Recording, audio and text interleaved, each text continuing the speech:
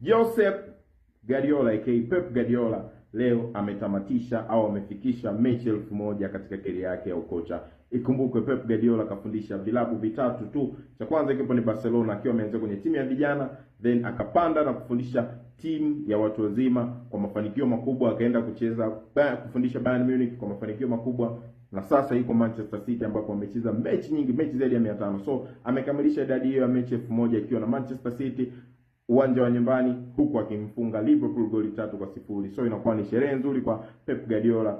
Pep Guardiola ikumbukwe kwenye mechi zake zote alizofundisha na maanisha mechi 1000 amefanikiwa kupata ushindi kwenye mechi zaidi ya 700 na kupata draw zaidi ya mechi 150 na kupoteza mechi 128. Tunadhani unaweza kaona kwamba Pep Guardiola ni mtu wa numbers na hilo alipingike. So ana winning rate ya percent 71 kwenye michezo ambayo amecheza. So congratulations kwa Pep Guardiola. Nadhani dunia na fly. Kama wewe ni mpenda mpira uendekezi chuki, nadhani ni swala la kumsupport Pep na kufurahia maendeleo haya ya Pep Guardiola. So congratulations to Josep aka Pep Guardiola, fundi wa mpira kutoka Hispania.